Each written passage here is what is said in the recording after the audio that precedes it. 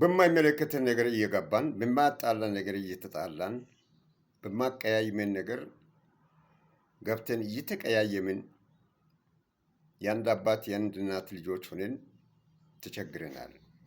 ይህም የእምነት ልዩነት ሳይሆን በሃይማኖት ልዩነት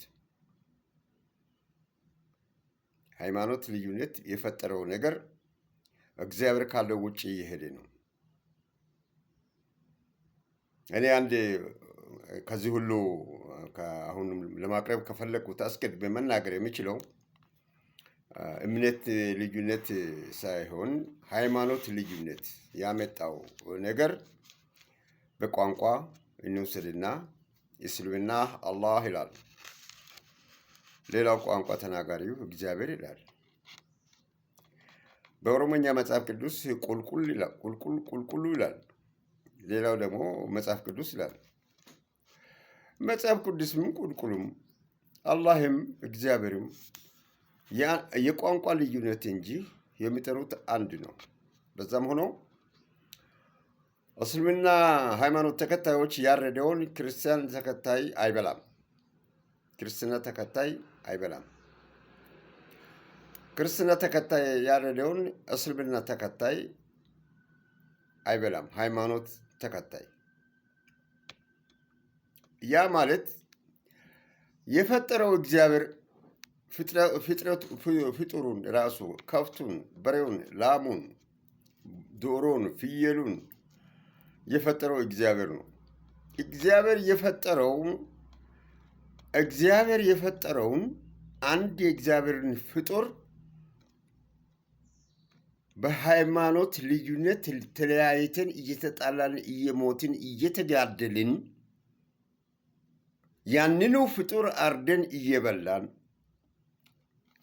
ቢስሚላህ ብሎ አርዶ የሚበላው በስማም ብሎ አርዶ ከሚበላው ጋር እየተጣላ እየታረደ መኖሩን በዚህ ምድር ላይ ያለው ጭንቅ ካለማወቅ የተነሳ የእውቀት ጉድለት እንደሆነ የሃይማኖት የሚባለው መሰረቱ ጠቅላላ የተናጋ መሆኑ አስቸጋሪና ድንቅ ስለሆኑ ለእኔ ስለታየኝ ወደዛ ምርምር ውስጥ የሚገባም የለም። ሆዱን ለመሙላት ከእርሱ ለመብላት ከረባት እንደኔ ለማሰር ከምሮት በስተቀር ያ ችግር ለምን ተፈጠረ ብሎ የሚያስብ ያለመኖሩ አሳስቦኝ ዛሬ አንድ ነገር ይዤላችሁ ቀርቤያለሁ። የዛሬ አንድ ነገር ይዤ የቀረብኩት ለሰሚ ይዤላችሁ ቀርቤያለሁ የሚለው ነገር ስህተት ነው። ይዤ የቀረብኩት ማስተማሪያ ሊሆን ይችላል በሚል ነው። ልንማርበት ይገባናል ብለን ነው። ይህም አሳጥራለሁ። ኖህ እግዚአብሔርን ደስ አሰኘ የሚል ከመጽሐፍ ቅዱስ ውስጥ አገኘው። ከኖህ በፊት አዳም ጀምሮ እስከ ኖህ ያለው ሁሉ እግዚአብሔርን ደስ አላሰኘም ነበረ። እግዚአብሔር ተቸግሮ ነበረ። ሰውን በመፍጠሩ አዝኖም ነበረ። እግዚአብሔር ኖህን ከቤተሰቡ ጋር ከኖህ ቤተሰብ ጋር ዳግም እግዚአብሔር ስራ ጀመረ። ምን ለማለት ፈልጎ ነው? እግዚአብሔር ሰማይና ምድርን የፈጠረው መሬት ላይ ያለውን ፍጥረታት ሁሉ የፈጠረው አምላክ ከኖህ ጋር ብቻ ዳግም እንዴት ስራ ሊጀምር አስበ ብላችሁ እንደኔ እስቲ ውሰዱ። እግዚአብሔር ከኖህና ቤተሰቡ ጋር ዳግም ስራ ለምን ለመጀመር አስበ? ምንድነው ችግሩ? እግዚአብሔር ለምን መልኩ ለምን ተቸገረ የሚለውን ሐሳብ እያሰብኩ እያነበብኩ ሲሄድ ኖህ እግዚአብሔርን ደስ ስላሰኘው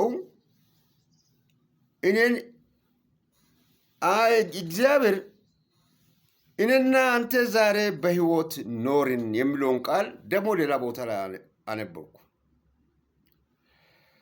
እግዚአብሔር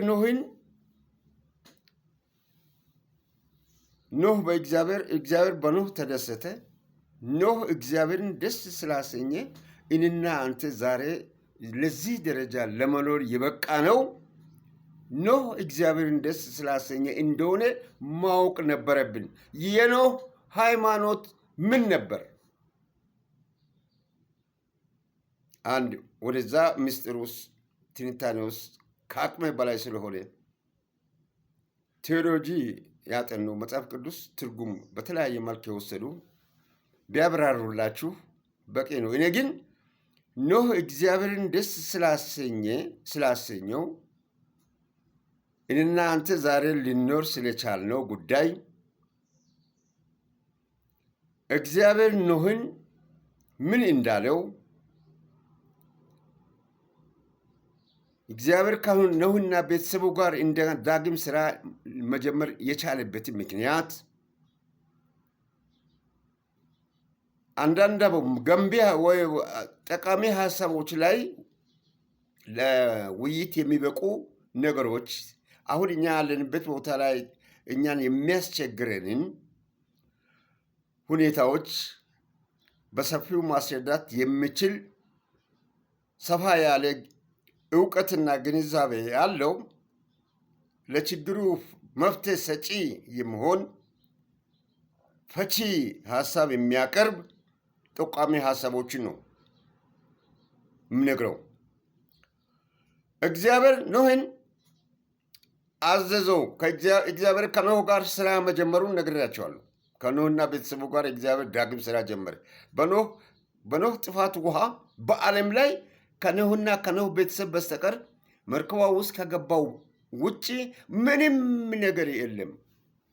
ወድሟል፣ ጠፍቷል። ከኖህ ጋር ዳግም ስራ የጀመረው አዳምና ሔዋንን እንደፈጠረ ኖህና ቤተሰቡን ይዞ ነው እግዚአብሔር በዚህ ዓለም ላይ ሰው ልጆች መነሳት፣ መንቀሳቀስ፣ መኖር፣ መድረስ የቻለው። ለምን አደረገ፣ ለምን አጠፋ የሚለውን በእናንተ መጽሐፍ ቅዱስ ወይም ዘፍጥረትን የጻፉት ጸሐፊዎች በእግዚአብሔር መንፈስ የተመሩ ስለ የጻፉትን መጠየቅ ትችላላችሁ። እኔን አይደለም። ኖህን እግዚአብሔር መርከብ ስራ ብለው አዘዘ። ኖህ ስለ መርከብ የሚያውቁ ነገር የለም። እግዚአብሔርን ደስ ያሰኘው ኖህ መርከብ ምንድን ነው ብሎ አልጠየቅም።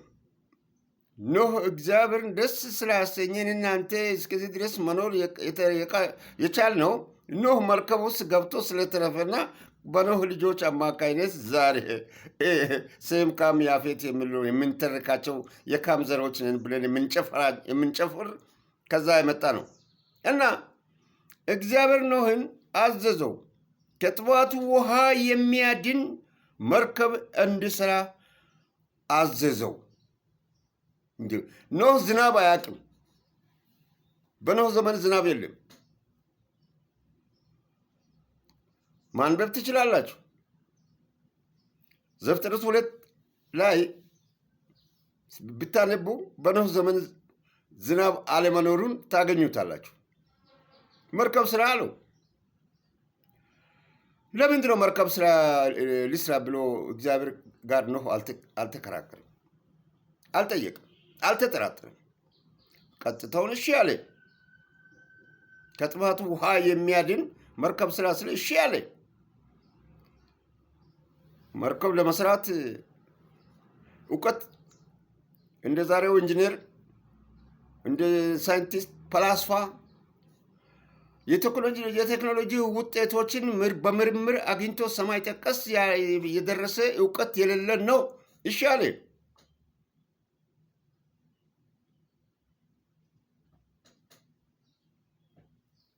ያለ መጠራጠር፣ ያለ ምንም መጠራጠር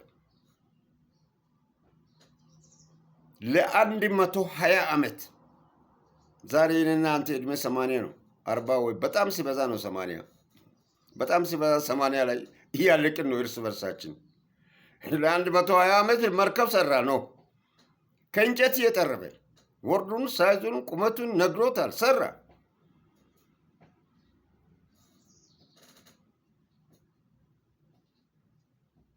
መቶ 20 ዓመት አስቆጠረው። ኖህን እንዲጠራጠር የሚያደርጋቸው ነገሮች ነበሩ። አልተጠራጠር፣ ነግሬያቸዋለሁ።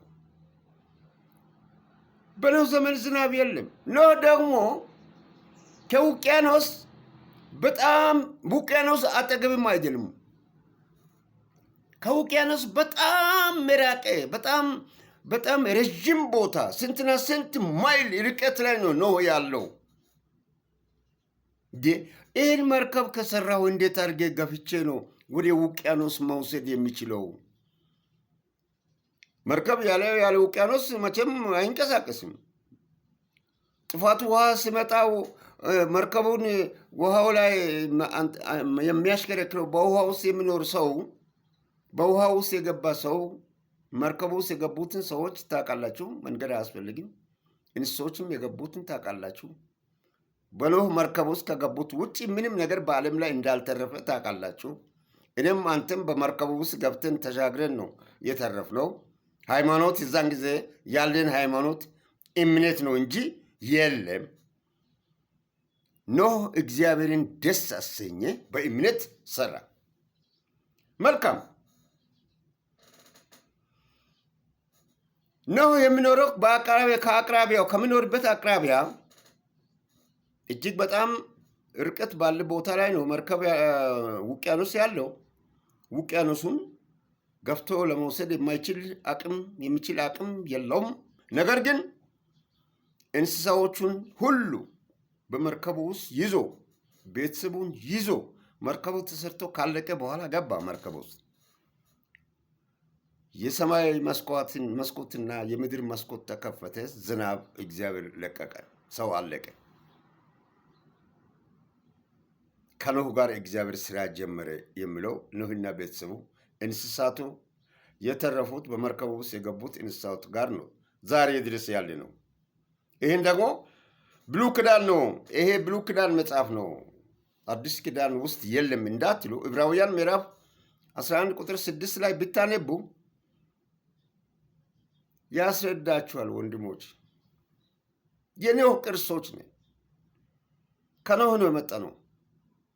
ኖህ በእምነት ታዘዘ እንጂ በሃይማኖት አልታዘዘም። ዛሬ በሃይማኖቶች ውስጥ መከፋፈልን ፈጥረን ከአብርሃም እስከ ዛሬ ከክርስቶስ ዛሬ 2018 ወይም 2025 ድረስ መጥተን በሃይማኖት እንቧቀሳለን፣ እንተቻቻለን። ቤተክርስቲያንን ትተቻለች። ክርስቶስ ያስተማረውን ትተው ከክርስቶስ ትምህርት ውጭ ወጥተናል። መሰረቱን አናግተናል። ዳግም ክርስቶስ ለፍርድ ነው የሚመጣው እንጂ እንደ ኖህ በውሃ ግማሹን አትርፎ ግማሹን ለማዳን አይደለም። እስራኤላውያን ከግብፅ ሲወጡ ቀይ ባህርን የተሻገሩት በእምነት ነው። ግብፅ ላይ የተኛው ቤተክርስቲያን ሰርተው ነበረ የተሻገሩት። በክርስቶስ ደም ነው እኛ ደግሞ የተሻገር ነው። እነሱ ኖህም እግዚአብሔርን ደስ ባሰኝ ነው አልቀን ጠፍተን ነበር አይደል እንዴ? እስራኤላውያንም በእግዚአብሔር ኃይል የማያምኑና እግዚአብሔርን ያልተቀበሉ ቢቀበሉ ባልተቀበሉ እግዚአብሔርን ተቀብለው እንዳሁኑ ቤተክርስቲያን ሰርቶ ሳያምፁ ሳይሰግዱ ምንም ሳያደርጉ እግዚአብሔር አንተ ፈጥረህ አንተን ብቻ ነው የምናውቀው ሌላ አናቅም፣ አንታዘዝም፣ ሕግ ስጠን እንዳሉት ቢሆኑ እኛም አልቀናል። እሱ ሰጥቷቸው ቢሆን እኛም ዛሬ አንደርስም ለዚህ ደረጃ። እስራኤላውያኑ ብቻ ነው አመንክም አላመንክም 40 ሚሊዮን ያለ እምነት እግዚአብሔር መንግስት የሚወርስ ስለመሆኑ መጽሐፍ ቅዱስ አዲስ ኪዳን ውስጥ ይናገራል። አንተና እኔ በእነሱ አመፅ ነው የተረፍነው የዳን ነው። በአመፃቸው ድንን ደግሞ ራሳችን እናምጻለን። አሁን ደግሞ ማን ነው ሊያድን? በእምነት በሃይማኖት አይደለም የምትድነው ወንድሜ። በሃይማኖት አድንህም።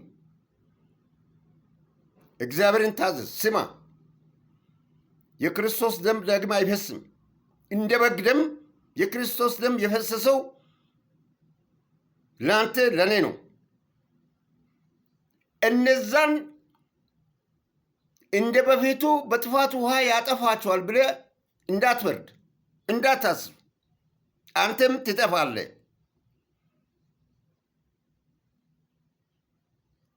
በኖህ ጊዜ የነበሩትም ሰዎች ይሞታሉ፣ አንተም ትሞታለህ። በእምነት ጸንተህ እንደ ኤልያስና እንደ እንደ ማን ነው? ለምን በመንፈስ አትበርም? አትሄድም። አንድም የሚሄድ የለም። እንደ ሄኖክና ኤልያስ ብቻ ነው። እንደነሱ በመንፈስ ይበራለሁ ይሄዳለሁ እንዳትል፣ ያንተ ቁልቁል አያድንህም።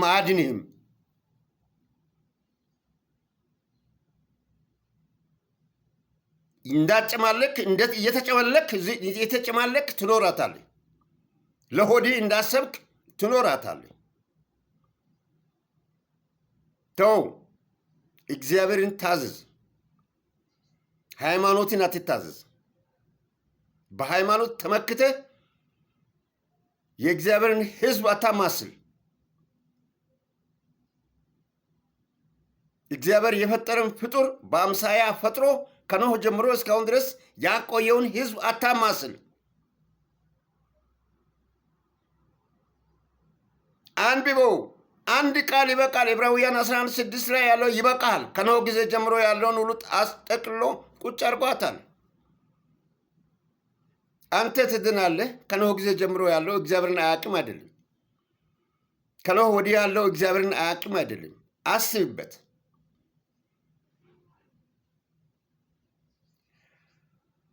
ይህ በዚህ ጉዳይ ላይ የመጨረሻ ነው። ዳግም አላወራም። ይሄንን ለራሴ ይጠቀማለሁ። የማንንም ድጋፍ አልሻም በዚህ ጉዳይ።